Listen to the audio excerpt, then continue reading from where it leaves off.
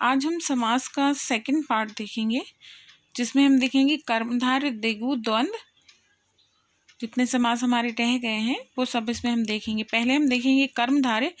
जिस समास में पहला पद विशेषण तथा दूसरा पद विशेषण का विशेष्य होता है, अथवा पूर्व पद और उत्तर पद में उपमान और उपमेय का संबंध होता है, उसे कर्मधारय समास कहते हैं। पहला पद विशेषण और दूसरा विशेषण का विशेष्य, मतलब जो विशेष है उसकी विशेषता बता रहा है। समझना, जो विशेष है उसकी विशेषता बता रहा है। जैसे यहाँ पे उन्होंने उदाहरण दिया है, पहला उदाहरण देख लिए। समस्त पद क्या लिखा है? नील कमल, और विग्रह करने पे क्या लिखा है? नीला है जो कमल। तो नील कमल का जब हम क्या बता रहे हैं, हम एक कमल नीला है यही बता रहे हैं। तो जो कमल शब्द है वो एक विशेषण है, किसी एक व्यक्ति विशेष या किसी एक वस्तु विशेष के लिए प्रयोग हो रहा है कमल। तो वो कमल की विशेषता कौन बता रहा है? कमल नीला है, तो विशेषण की विशेषता बताई गई है। तो यहाँ कर्मधारय समास है। आप लोगों को याद होगा, जब मैंने समास का पहला वीडियो बनाया था तो मैंने आपको बताया था कि कर्मधारय तत्पुरुष समास के कितने भेद बताए थे? 6 भेद बताए थे कि कर्मधारय समास के 6 भेद होते हैं, 2 छूट जाते हैं। जो अपने वो होते हैं कारक, उनमें से 2 छूट जाते हैं। जो पहला वाला कारक छूट जाता है ना, याद है आपको? पहला क्या होता है? कर्ता ने। जो कर्ता ने वाला कारक छूट जाता है वो यहाँ पे प्रयोग होता है। कर्मधारय समास में हमारा वो पहला वाला कर्ता का जो ने छूट जाता है वो यहाँ प्रयोग हो जाता है। पहला पद क्या लिखा था? नीलकमल, जो विशेषण की विशेषता बताए वो होता है कर्मधारय समास। दूसरा लिखा है महापुरुष, तीसरा दुरात्मा, बुरी है जो आत्मा, और समस्त अगले लिखे महादेव, पीताम्बर, नीलकंठ। फिर लिखा है पहला पद उपमान और दूसरा उपमेय, कमल नयन। तो उपमान की उपमेय से मतलब किसी वस्तु की किसी दूसरी वस्तु से समानता की गई है, वहां पर भी कर्मधारय समास होगा। पहले में क्या था? हमने किसी वस्तु की किसी विशेष वस्तु की किसी दूसरी विशेष वस्तु से समानता की थी। यहाँ पर हम किसी वस्तु की किसी वस्तु से समानता कर रहे हैं, उसके जैसा बता रहे हैं कि ये उसके जैसा है। तो क्या लिखा है? कमल नयन, घनश्याम, रगलोचन, चंद्रमुखी, कनकलता और चरण कमल। अगले हम देखेंगे द्विगु समास। द्विगु समास में पहला पद संख्यावाची होता है, वह द्विगु समास होता है। जैसे अष्टाध्यायी, 8 अध्यायों का समूह, नवनिधि, नवनिधियों का समूह, त्रिभुवन, पंचवटी, सप्त सिंधु, पंचतंत्र, चतुर्भुज, त्रिकोण। ये जितने भी मैंने यहाँ से वर्ड पढ़े हैं, देखो सब में यहाँ गिनती है। संस्कृत की गिनती है पर गिनती है।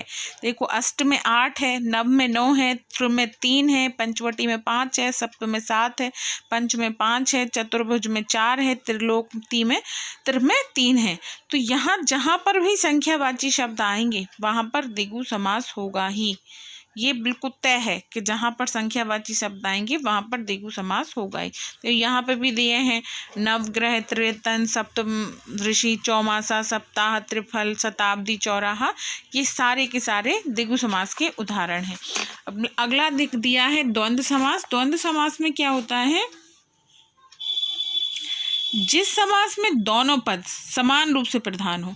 अभी तक हमने जितने भी समास पढ़े उनमें कोई एक किसी की विशेषता बताता है, कोई किसी से पहले आता है, कोई किसी के बाद आता है, पर द्वंद्व समास में दोनों पद बराबर होते हैं। मतलब जो 2 शब्द मिलके नए शब्द का जो निर्माण हो रहा था वहाँ पे वो दोनों ही इम्पोर्टेंट है, कोई किसी से कम नहीं। जो कम नहीं वाला होगा ना वो होगा द्वंद्व समास। जिस समास में दोनों पद समान रूप से प्रधान हों और दोनों शब्द और या शब्द और तथा या अथवा अन्य समुच्चय बोधक से ना जुड़कर योजक चिन्ह से जुड़े होते हैं, उन्हें द्वंद्व समास कहते हैं। योजक चिन्ह क्या होता है? जिसे आप लोग इंग्लिश में डैश बोलते हैं ना, वो हिंदी में योजक चिन्ह कहलाता है। तो यहाँ पर ये शब्द योजक चिन्ह से जुड़े होते हैं। जब हम इनका विग्रह करते हैं तो यहाँ पर विग्रह करने पर और या और तथा या शब्द आ जाते हैं। जैसे सुख और दुख का हमने विग्रह करेंगे तो सुख दुख का जब विग्रह करेंगे तो वो सुख और दुख हो जाएगा, जबकि जब हम इनको साथ में प्रयोग करेंगे तो योजक चिन्ह लगा के प्रयोग करते हैं। पति पत्नी भी हम योजक चिन्ह में लगा के प्रयोग करते हैं, भाई बहन भी योजक चिन्ह में प्रयोग होंगे। यानी जितने भी यहाँ पर शब्द दिए हैं आप लोग पढ़ के देखना, ये सारे के सारे योजक चिन्ह से जुड़े हुए हैं एक दूसरे से। अगला देखना है हमें हमारा समास बहुब्रीहि समास। जिस समस्त पद में कोई भी पद प्रधान ना हो और समस्त पद किसी संज्ञा शब्द की विशेषता बताए या विशेषण की भांति प्रयुक्त हो उसे बहुब्रीहि समास कहते हैं। जिस समस्त पद में कोई भी पद प्रधान ना हो, मतलब कोई प्रधान नहीं है, यहाँ पे किसी तीसरे की बात कर रहे हैं। दो पदों से मिलकर समास बनता है, यहाँ पर दो पद तो हैं पर हम उन दो पदों की बात नहीं कर रहे हैं, हम किसी तीसरे की बात कर रहे हैं। तो जहाँ तीसरे की बात होती है ना, वहाँ होता है बहुब्रीहि समास। जैसे घनश्याम, घन के समान है जो श्याम अर्थात कृष्ण। तो यहाँ क्या हुआ, ये आपने क्या देखा, यहाँ पे घनश्याम में घन के समान है जो श्याम, मतलब जो घन मतलब बादल होते हैं, बादलों के समान जो काला है वो कौन है, श्याम। मतलब क्या होता है, कृष्ण जी। तो यहाँ पे बात तो सीधी हो रही थी घनश्याम, घन के समान है जो श्याम, पर यहाँ पे बात किसकी कर दी, कृष्ण जी की, किसी तीसरे व्यक्ति की। जैसे दशानन, 10 है आनंद जिसके अर्थात रावण। यहाँ जब भी इन शब्दों का बहुब्रीहि समास के शब्दों का विग्रह होगा तो उसमें अर्थात शब्द का प्रयोग जरूर होगा। किसी शब्द का प्रयोग करते समय इसमें जब हम इसका विग्रह करेंगे तो अर्थात लगाएंगे, तभी वहाँ पर बहुब्रीहि समास होगा। जैसे आप देख लीजिए, 4 हैं भुजाएं जिसकी अर्थात, 1 है दंत जिसका अर्थात, चक्र को धारण करने वाला अर्थात, मतलब बिना अर्थात के यहाँ पर बहुब्रीहि समास नहीं होगा। अब आप बोलेंगे कि मैम इसमें गिनती भी तो आ रही है, चतुर्भुज भी तो आ रहा है। तो चतुर्भुज यहाँ पर किसी तीसरे के बारे में बता रहे हैं। 4 हैं भुजाएं जिसकी अर्थात विष्णु, तो यहाँ पर अर्थात लगने से वो किसी, और दशानन भी बता रहा है। 10 हैं आनंद जिसके अर्थात रावण, यहाँ पे वो 10 हैं आनंद जिसके द्वंद्व समास नहीं हो सकता है, यहाँ पर सॉरी द्विगु समास नहीं हो सकता है क्योंकि संख्यावाची शब्द है, पर यहाँ पर वही बहुब्रीहि समास होगा क्योंकि हम किसी तीसरे के बारे में बात कर रहे हैं। अब अगला समास देख लें। कर्मधार और बहुब्रीहि समास में बहुत प्रॉब्लम होती है ज़्यादातर समझने में कि कर्मधार और समास में कैसे जाने कि ये कर्मधारी है और ये बहुब्रीहि है। तो देखते हैं हम, कुछ सामाजिक शब्द कर्मधारय तथा बहुब्रीहि दोनों समासों में पाए जाते हैं, अतः इन दोनों का अंतर समझने के लिए इन विग्रह को समझना आवश्यक है। तो हमने विग्रह क्या किया, शब्द देख लेते हैं। कर्मधारय समास में दोनों पदों में विशेषण विशेष तथा उपमान उपमेय का संबंध होता है, जबकि बहुब्रीहि समास में संपूर्ण समस्त पद किसी संज्ञा शब्द के विशेषण के कार्य करता है। मैंने कर्मधारय में क्या बताया था, विशेषण मतलब जो विशेष है उसकी विशेषता बताई जाती है कर्मधारय में, और जबकि बहुब्रीहि में संपूर्ण शब्द ही किसी तीसरे व्यक्ति के बारे में बताता है। ठीक है, बहुब्रीहि में कर्मधारय में क्या हुआ, जो मतलब विशेषण विशेष से ऐसे समझो कि जो श्रेष्ठ है, उसकी श्रेष्ठता बताने के लिए क्या उसमें क्या श्रेष्ठ है, वो तो हो गया कर्मधारय समास। और जहाँ श्रेष्ठ है और उसकी श्रेष्ठता भी बता रहे हैं पर वो किसी तीसरे के विषय में बात कर रहे हैं, तो वहाँ हो जाएगा अपना बहुब्रीहि समास। उदाहरण देखो, पंचानन 5 मुखों वाला तो हो गया कर्मधारय, और 5 हैं मुख जिसके अर्थात शिव, तो यहाँ हो जाएगा बहुब्रीहि। ठीक, विग्रह करने पर डिपेंड करता है कि आप उसको किस तरह से विग्रह करते हैं। जिस तरह से आप उसको विग्रह करेंगे वो उसी समास का उदाहरण बन जाएगा।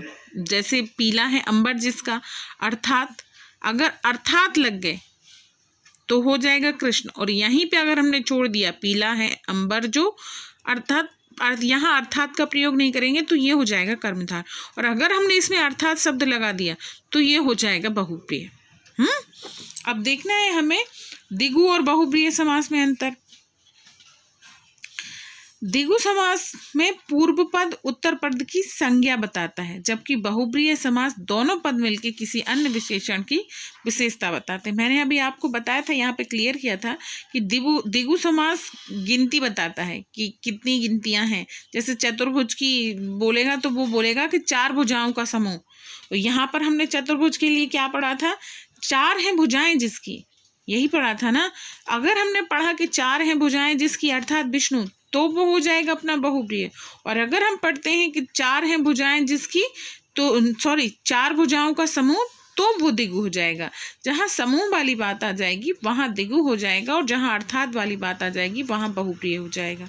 ठीक है, अब देखना है समास और संधि के नियम के अंतर में क्या होता है। संधि में 2 शब्दों के बीच ध्वनियों का मेल होता है और दोनों शब्द एक बन जाते हैं, लेकिन समास में 2 संबंध पदों को पास पास लाकर एक सार्थक शब्द बनाए। या ऐसे समझ लो कि संधि में शब्दों का मेल होता है, अक्षरों का, और इसमें शब्दों का पूरा शब्दों का मेल होता है। संधि में अक्षरों का मेल होता है, जबकि समास में शब्दों का मेल होता है। संधि में विभक्ति या पद का लोप नहीं होता, लेकिन समास में विभक्ति और पद का लोप हो जाता है। संधि युक्त शब्दों को अलग करने की प्रक्रिया संधि विच्छेद तथा समस्त पद को अलग करने की प्रक्रिया समास विग्रह कहलाती है। इसमें क्या बोला उन्होंने, समझना। संधि युक्त शब्दों को अलग करने की प्रक्रिया शब्दों को समास कहलाती है, और यहाँ पर पदों को, मैंने ऊपर बताया था ना, वहाँ शब्द और अक्षर में प्रॉब्लम जा रही थी आप लोगों को।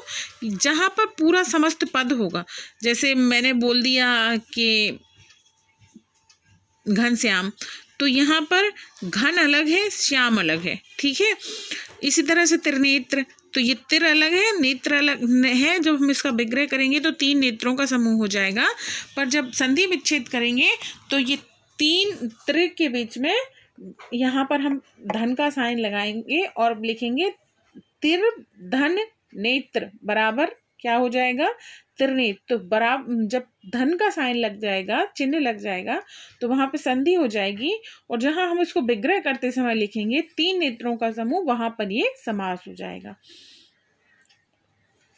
जैसे नीचे दिए उदाहरण से समझिए। संधि युक्त शब्दों को अलग करने की प्रक्रिया संधि विच्छेद तथा समस्त पद को अलग करने की प्रक्रिया समास विग्रह कहलाती है। जैसे 10 धन आनन, तो ये क्या हो गया, 10 आनन, तो संधि हो गई। आ छोटा आ में यहाँ देखो, यहाँ पे ये जो अपना शाह है, यहाँ पे ये आ रहा है अपना छोटा आ, आता है ना। जब तक शब्द में हलंत ना लगे तब तक वो पूरा माना जाता है। यहाँ हलंत लग गया तो ये आधा हो गया, तो यहाँ पे प्लस लगा के आ रहा है, छोटा आ रहा है ना, आ यहाँ पे छोटा आ रहा है, और यहाँ पे बड़ा आ पहले से है, तो ये क्या हो गया, आ धन आ बराबर बड़ा, तो क्या हो गया, संधि। और जब हमने विग्रह किया इसका, तो क्या आ रहा है, 10 आनन वाला, तो क्या दशानन। अब समझना, अगर यहाँ 10 आनन वाला, तो ये कर्मधारय भी हो सकता। अब यहाँ पे हम लिखते कि 10 आनन वाला अर्थात रावण, तो ये हो जाता अपना बहुप्रिय। ठीक है, अब आपको ये क्लियर हो गया होगा। अब हम इसके प्रश्न उत्तर नेक्स्ट क्लास में करेंगे।